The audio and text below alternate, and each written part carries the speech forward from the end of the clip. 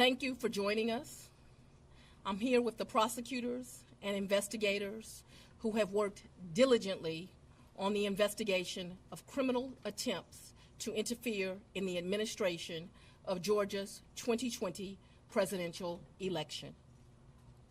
Today, based on information developed by that investigation, a Fulton County grand jury returned a true bill of indictment, charging 19 individuals with violations of Georgia law arising from a criminal conspiracy to overturn the results of the 2020 presidential election in this state. The indictment includes 41 felony counts and is 97 pages long.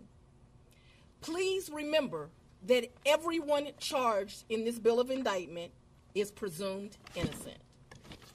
Specifically, the indictment brings felony charges against Donald John Trump, Rudolph William Louis Giuliani, John Charles Eastman, Mark Randall Meadows, John Cheeseborough, Jeffrey Clark, Jenna Lynn Ellis, Ray Stallings Smith III, Robert David Cheeley, Michael A. Roman, David James Schaefer, Sean Micah Tresher Steele, Stephen Cliffgard Lee, Harrison William Prescott Floyd, Travion C. Cootie, Sydney Catherine Powell, Kathleen Austin Latham, Scott Graham Hall, and Misty Hampton, also known as Emily Misty Hayes. Every individual charged in the indictment is charged with one count of violating Georgia's Racketeer, Influenced, and Corrupt Organizations Act through participation in a criminal enterprise in Fulton County, Georgia, and elsewhere to accomplish the illegal goal of allowing Donald J. Trump to seize the presidential term of office beginning on January 20th, 21. Specifically, the participants in association took various actions in Georgia and elsewhere to block the counting of the votes of the presidential electors who were certified as the winners of Georgia's 2020 general election. As you examine the indictment, you will see acts that are identified as overt acts and those that are identified as predicate acts, sometimes called acts of racketeering activity. Overt acts are not necessarily crimes under Georgia law in isolation, but are alleged to be acts taken in furtherance of the conspiracy. Many occurred in Georgia, and some occurred in other jurisdictions and are included because the grand jury believes they were part of the illegal effort to overturn the results of Georgia's 2020 presidential election. The acts identified as predicate acts or acts of racketeering activity are crimes that are alleged to have been committed in furtherance of the criminal enterprise. Acts of racketeering activity are also charged as separate counts in the indictment against those who are alleged to have committed them.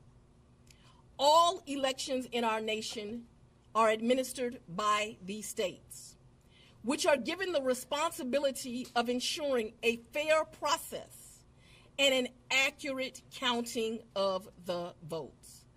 That includes elections for presidential electors, Congress, state officials, and local offices. The state's role in this process is essential to the functioning of our democracy. Georgia, like every state, has laws that allow those who believe that results of an election are wrong, whether because of intentional wrongdoing or unintentional error, to challenge those results in our state courts. The indictment alleges that rather than abide by Georgia's legal process for election challenges, the defendants engaged in a criminal racketeering enterprise to overturn Georgia's presidential election result. Subsequent to the indictment, as is the normal process in Georgia law, the grand jury issued arrest warrants for those who are charged. I am giving the defendants the opportunity to voluntarily surrender no later than noon on Friday, the 25th day of August, 2023. I remind everyone here that an indictment is only a series of allegations based on a grand jury's determination of probable cause to support the charges. It is now the duty of my office to prove these charges in the indictment beyond a reasonable doubt at trial. I would like to take a moment to thank the Superior Court Clerk, Shay Alexander, and her staff for staying late and making sure that this indictment was processed.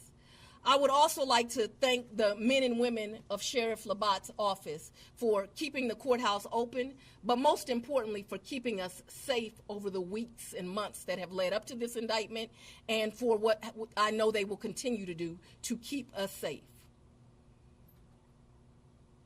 We also want to thank the Atlanta Police Department and other law enforcement partners who have worked with the sheriff to keep us safe. I will now take a very limited number of questions prior to going to sleep. Madam District Attorney. If you don't mind, Surveyor 11 to 11 alive. Quick question. Can you clarify in Georgia the mandatory minimum when it comes to RICO charges, whether it's servable by probation or how that might play out? The RICO charges has time that you have to serve, so it's not a probated sentence. Madam District Attorney, what's the timetable for the trial? What is the timetable for the trial? Yes. As you know, in this jurisdiction, trials are set by the judges. And so it will be the judge that sets the date of the trial. This office will be submitting a proposed scheduling order within this week. However, that will totally be at the discretion of the judge. And you want to be you're the fourth jurisdiction now to indict Donald Trump. You would be the fourth one to try him, or could you move it up? You want to be the first to try him? I don't have any desire to be first or last. I want to try him and be respectful for our sovereign states.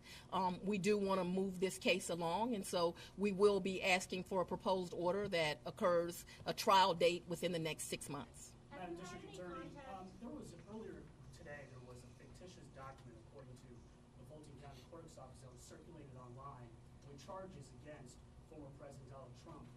That fictitious document matched exactly the charges that we now see in this indictment. Can you tell us more about that document leak?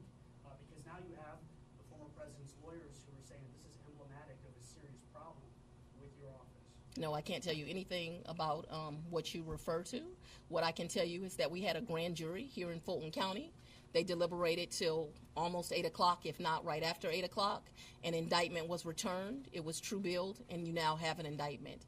I am not an expert on clerks' duties or even administrative duties. I wouldn't know how to work that system, and so I'm not going to speculate. Next question. Have you had any contact with the special counsel about overlap between these cases, and do you intend to try all of these defendants together? Do I intend to try the 19 defendants in this indictment together?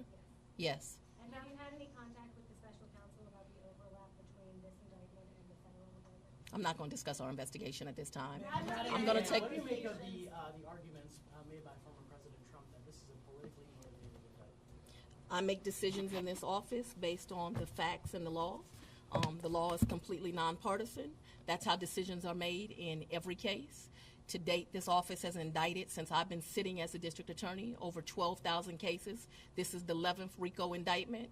We followed the same process. We look at the facts, we look at the law, and we bring charges. Would Will you try this case yourself, Has the Ms. jury Willis? been cleared? Sit down.